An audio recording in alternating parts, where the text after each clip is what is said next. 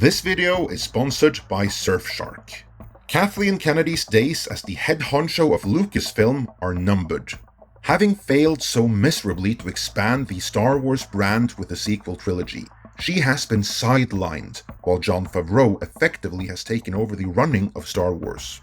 Until her contract expires though, she remains the head of Lucasfilm, and with that comes some power.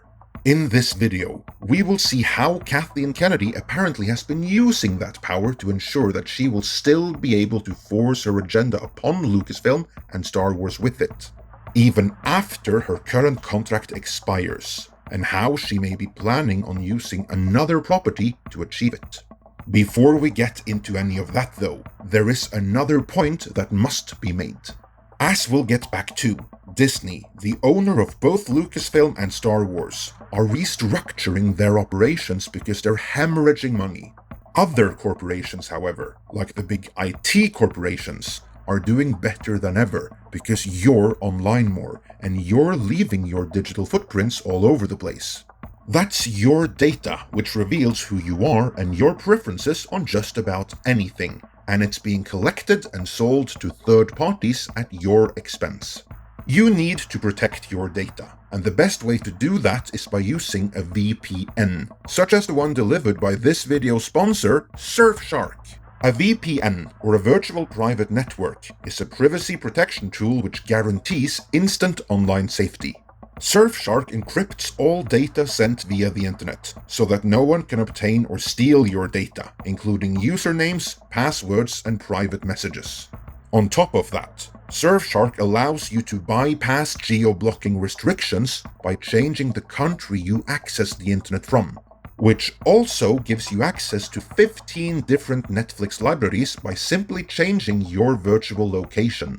One of the advantages with Surfshark over many other VPN providers is that it allows one account to be used on unlimited devices. That's part of the reason why Surfshark is the VPN of our choice, and it gets even better. If you type in the code MIDNIGHT when ordering, that triggers an exclusive offer in which you get 83% off the normal list price, plus 3 extra months for free. Surfshark also offers a 30-day money-back guarantee, so there's no risk in trying it out. Do check out the link in the description below for further details and to order. With that out of the way, let's get back to Kathleen Kennedy. Unlike Alex Kurtzman, who has flat out stated that his iteration of Star Trek is more than anything else, first and foremost about the ideopolitical messaging, Kathleen Kennedy has not yet admitted in words that this is the case with her iteration of Star Wars. She doesn't have to though, because she has demonstrated just this to be the case in both action and hiring policies, as well as in creative output. We've covered this at length before, so suffice to say, Kathleen Kennedy's contract as head of Lucasfilm won't be renewed once it's up. In other words, she has already had a great deal of time to think and plan ahead. Not just on appointing people that she trusts will continue the ideological work she started, like Leslie Headland, but what she, Kathleen Kennedy herself, will be doing after her tenure at Lucasfilm is up. Well, as it turns out, her plans may include to continue to latch on to Lucasfilm. Longtime viewers of Midnight's Edge will remember Amy Pascal, the former Sony head honcho who not only is most directly responsible for killing Ivan Reitman's Ghostbusters 3 in favor of Paul Feig's female-centric remake, but who at one point wanted to make a Barbie versus He-Man movie. Check out the link in the description for more details on that. In any event, she was fired from her leadership position at Sony, and like many other fired executives before her, she set up her own production company, in this case, Pascal Productions. There, she produced, among other things, Little Women. A movie that the entertainment media complex publicly shamed all men everywhere for not seeing in sufficient numbers. That's neither here nor there, of course. Point is, she made her own production company, and that is what everyone fully expected Kathleen Kennedy to do as well. And she probably will. But Amy Pascal did something else as well that most other ousted executives weren't in a position to do: latching onto Spider-Man. By way of being the production head honcho at Sony, Pascal was also the point of contact between Sony and Marvel regarding Spider-Man. For years, she had shut down every single attempt Marvel made at working out some kind of rights-sharing deal. Case in point, she was the one who greenlit Sony's own Amazing Spider-Man reboot series instead of working with Marvel. And rumor has it she even threw a sandwich in Kevin Feige's face when he got too pushy about working together at one point. But then, in the aftermath of the Sony hack, when Pascal knew that she was done at Sony, the Spider-Man ride-sharing deal with Marvel very conveniently came through. In a funny coincidence, this deal also contained a stipulation which said that no Spider-Man movie can be made without the participation of Amy Pascal and Pascal Productions. This would be the reason why Amy Pascal was producing and collecting paychecks from both Spider-Man Homecoming and Far From Home, as well as the animated Spider-Verse movie and Sony's Venom movies, despite being fired from Sony before any of these entered production. While still head honcho at Sony, she was able to set up a deal that would benefit her forever after. It would appear that Kathleen Kennedy may be taking a cue from Amy Pascal and do something similar. While this was first reported by Deadline Hollywood 1 year ago, it had escaped my attention until Itchy Baka covered it on his blog, Disney Star Wars is Dumb. Traditionally, Lucasfilm is a production company devoted to the properties that sprung from the imagination of George Lucas, such as, Star Wars and Indiana Jones. That would be the implicit part of the name Lucasfilm. But courtesy of Kathleen Kennedy, that is about to change. You see, Lucasfilm are developing a movie based on Children of Blood and Bone, a novel by Nigerian-American author Tomi Adeyemi. I have not read that book myself, but if Ichibaka, Doomcock, the author's own words and Amazon reviews are anything to go by, it is, first and foremost, a hateful and ideologically driven propaganda piece, pushing intersectionality, while masquerading as a young adult fantasy. Deadline Hollywood's original article reads, Disney is giving a full embrace to Children of Blood and Bone, the action fantasy film based on the best-selling novel by Nigerian author Tomi Adeyemi that originated as a Fox 2000 property. This is Us writer Kei Oyegun is making a deal to write a new script adaptation of the epic fantasy with Rick Famuyiwa, who remains attached to direct. Sources said that the project caught the fancy of Lucasfilm, and that its chief, Kathy Kennedy, is in the process of making this the first feature property to be produced by Lucasfilm since the Disney acquisition that isn't Star Wars or Indiana Jones. Now that is interesting.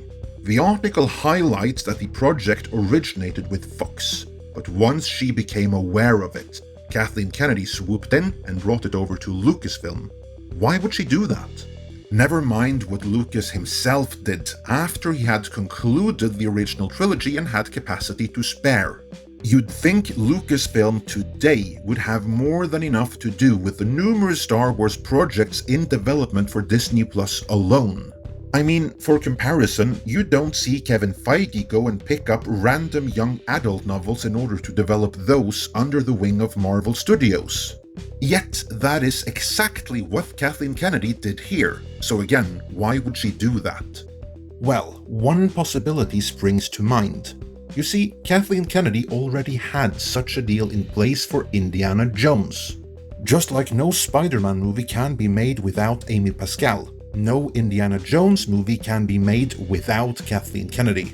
However, it is looking more and more likely like there won't be another Indiana Jones movie. So if Kennedy wants to latch onto Lucasfilm like Amy Pascal does Spider-Man, she'll need some other way of doing it. Could this be it? I asked someone, shall we say, closer to the situation.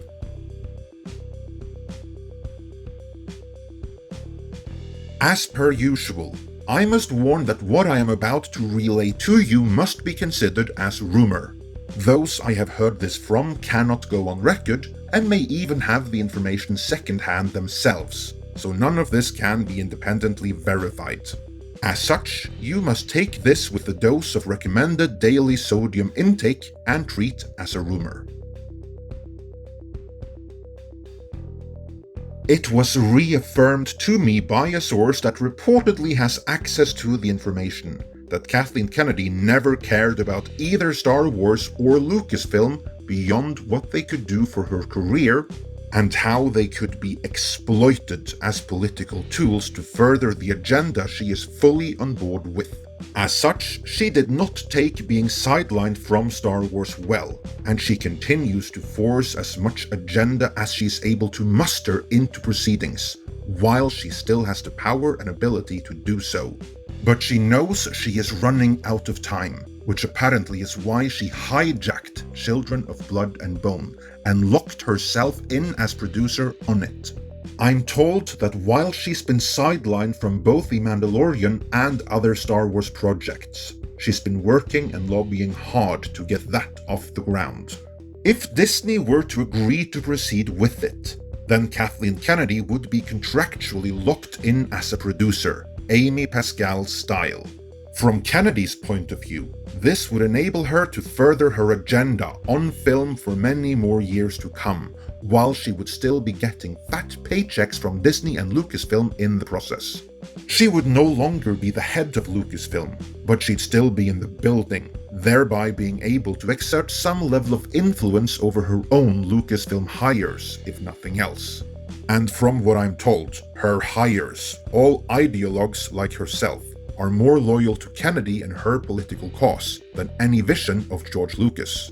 In other words, if this were to come to pass, then Kathleen Kennedy would still be able to use Lucasfilm as a means to promote her agenda, albeit as an outside producer and with Children of Blood and Bone, not with Star Wars. I then asked my source, how far along is this? What I was told was that the project was not yet formally greenlit, but after this year's rioting and anti-police sentiments, it is being seen as more relevant than ever. As far as my source could tell, Disney has not yet pulled the trigger on it, as they're in the middle of restructuring their operations, and where and how to distribute would need to be resolved before any green light is given. What works in its favor, though, is that a franchise like Children of Blood and Bone would score many, many brownie points with the woke crowd and entertainment media complex. In a given situation, it could even qualify for Oscar nominations in light of the new diverse requirements. In summary, depending on how things play out, Kathleen Kennedy could still be with Lucasfilm for many more years to come, albeit in another role. Do you think she would be a better fit with Children of Blood and Bone than with Star Wars? And would you like to see that project come to fruition? Let me know in the comments, and before you go, be sure to claim 83% off the normal list price, plus get 3 extra months for free of Surfshark VPN. Go to the link in the description, type in the code MIDNIGHT and order now.